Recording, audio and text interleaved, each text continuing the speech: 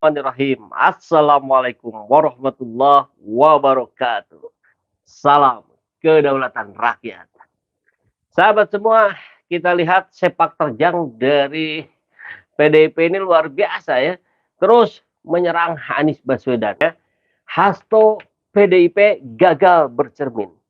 Jadi dia menunjuk terus kepada Anies Baswedan, kepada Nasdem, dan barangkali kepada siapapun yang mendukung Anies Baswedan, sambil dia lupa di saat yang sama ketika dia menunjuk begini, tiga jarinya mengarah kepada dirinya sendiri.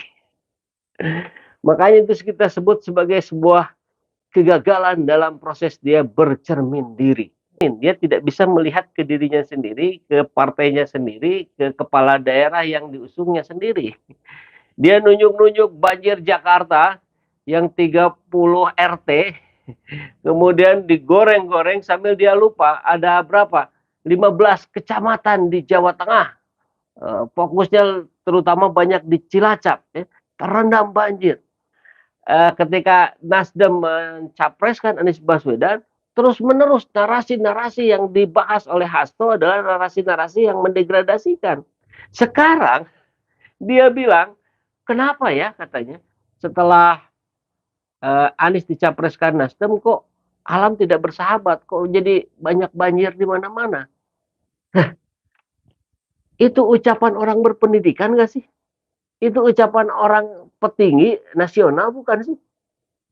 Nah, kan kalau bicara banjir itu dari zaman Presiden Joko Widodo, itu banjir nggak selesai-selesai. Ini seperti sebuah, ini kalau dalam pendekatan psikologi ya, ini Hasto dan PDIP ini sedang merasakan situasi yang posesif gitu terhadap Nasdem. Dia selalu ingin dibersamai gitu oleh Nasdem. Jadi dia cemburu mungkin ya. PDIP ini cemburu melihat Nasdem sudah mendapatkan pasangan barunya gitu yang lebih muda, yang lebih energik, yang lebih pintar, yang narasinya mencerdaskan kan begini. Dan ini pun sebuah gambaran bahwa Hasto dan PDIP sedang merasa rendah diri. Iya, partai terbesar loh. Kemudian satu persatu gitu kan mulai uh, mendapatkan pasangan barunya. Dia merasa ditinggalkan, barangkali begitu. Jadi saya kira tidak salah juga kalau saya menggambarkan ilustrasinya ketika Hasto sedang menangis di kiri ya. Nah, berbeda memang ketika kan sebetulnya bukan Nasdem yang pertama mendeklarasikan capres, Gerindra. Iya kan? Gerindra sudah tegas mendeklarasikan capresnya adalah Prabowo Subianto. Ada bicara yang seperti ini, Hasto dan PDIP ke Gerindra. Enggak, nggak berani kali ya kalau sama Prabowo. Oke, kita bahas saja kabarnya ya. Detik, Hasto, titik dua. Setelah Anies dicapreskan kok banjir? Nasdem harus jawab. Lihat, dia menimpakan loh. Nasdem harus jawab kenapa setelah mencapreskan Anies jadi banjir. Akal sehatnya di mana itu? Kalau banjir dukungan bisa dijawab oleh Nasdem, oleh Demokrat, oleh PKS, bahkan oleh saya. Gitu. Sekjen PDI Hasto Kristianto mengusung, menyentil parpol yang mengusung Gubernur DKI Anies sebagai Capres 2024. Hasto mengaitkan kemunculan banjir dengan Anies sebagai Capres Nasdem. Kok bisa ya? Seorang politikus tingkat tinggi nasional senior sudah berapa kali jadi anggota dewan, sudah berapa kali jadi pejabat di pemerintahan. Kok narasinya kok sama sekali tidak mencerminkan kepintaran seorang tokoh. Sebab ia berkaca, nah ini. Dia tidak berkaca sebetulnya saat dia bilang dia berkaca. Gitu. Ia berkaca pada saat PDIP mencalonkan Jokowi saat Pilpres, menurutnya jika ada apa-apa dengan Jokowi, maka PDIP yang berdiri menjadi tameng. Justru PDIP tidak berbicara tentang Cilacap yang terendam, tentang Bali yang terendam. Itu kan lubung suaranya PDIP. Kenapa Anda nggak bicara? Katanya mau jadi tameng. Ini kalimat Anda sendiri sudah digugurkan. Ya, Diberitakan sebelumnya jumlah titik yang terendam banjir di Jakarta akibat luapan Kali Ciliwung bertambah menjadi 68 RT loh, RT. Saat ini BPBD Jakarta mencatat sebanyak 116 warga terimbas banjir mengungsi. Oke, ini yang terjadi di Jakarta ya. Jadi bisa dikatakan 0,2023% dari 30.470 RT yang ada di Jakarta. Jadi kurang dari 1%.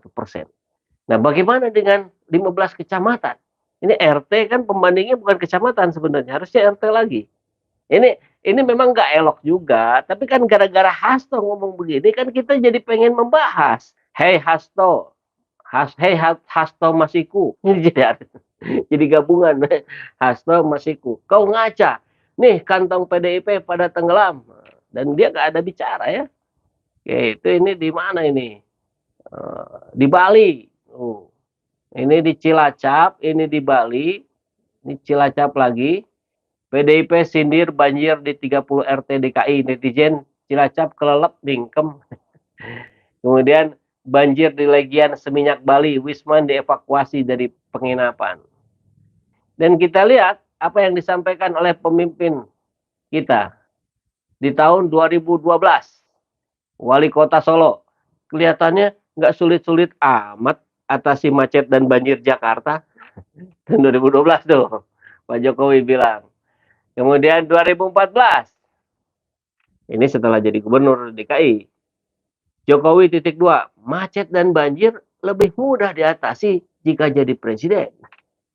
Oke, sekarang 2019, banjir Jakarta jadi salah satu alasan Jokowi pindahkan ibu kota.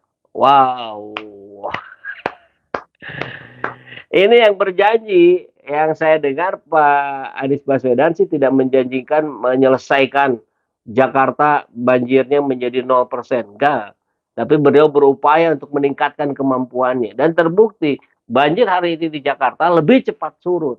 Dan kalau mau 0% kan, ini harus 5 tahun lagi Pak Anies jadi gubernur. Tapi kalau 5 tahun lagi Pak Anies jadi gubernur, kecewalah masyarakat yang ada di wilayah di provinsi-provinsi lain. Mereka ingin juga dipimpin oleh Pak Anies. Jadi kalau kemarin Pak Anies memimpin Jakarta, rakyat hari ini menagih Pak Anies tetap saja di Jakarta tapi memimpin Indonesia. Begitu ya. Kita lihat nih komentar dari netizen kan itu Cilacap, Kebumen, Semarang, kelelep kok mingkem nggak? Aduh. Ya, beginilah ya banjir di Cilacap ini. Tentu mudah-mudahan sahabat semua, sahabat SD Channel yang ada di Cilacap di Jawa Tengah yang terkena musibah banjir tetap diberikan ketabahan, kesabaran, dan saya juga tidak sebetulnya sama sekali tidak bermaksud untuk mengolok-olok gitu, jauh dari kesan itu untuk para korban di sana karena mereka saudara seiman, mereka saudara sebangsa dan setanah air. Tentu saya kira juga banyak sekali subscriber SJ Channel dari kalangan yang ada di Jawa Tengah.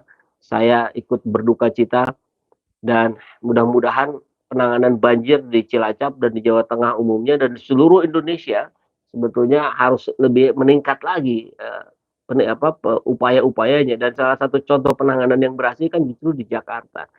Mudah-mudahan Pak Anies kalau sudah menjadi presiden bisa menduplikasi apa yang di Jakarta, tentu disesuaikan dengan kondisi kontur geografis dan sebagainya ya. Tapi intinya segala apa yang terjadi di Indonesia ini bisa jauh lebih maju di tangan pemimpin yang bernama Anies Rashid Baswedan. Begitu ya. Baik, terima kasih sahabat semua yang sudah memberikan masukan-masukannya. Kita kembali pada aktivitas keseharian kita dengan tetap mengontrol, mengawasi, mengkritisi proses-proses pembangunan di negeri ini, proses-proses demokrasi yang terjadi, karena itu adalah bentuk bagian dari partisipasi publik kita sebagai bentuk dari kedaulatan rakyat. Pemilik negeri ini adalah rakyat. Assalamualaikum warahmatullahi wabarakatuh. Salam kedaulatan rakyat.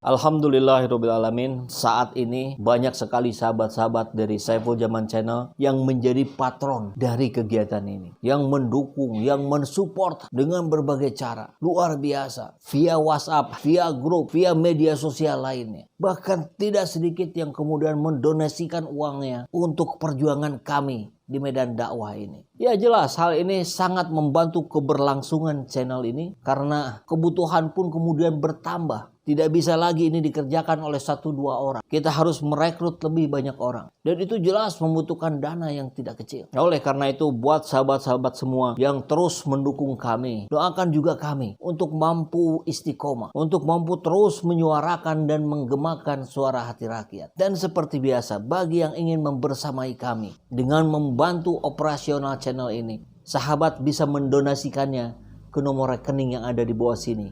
Dan silakan untuk mengkonfirmasikannya ke nomor yang ada di sini.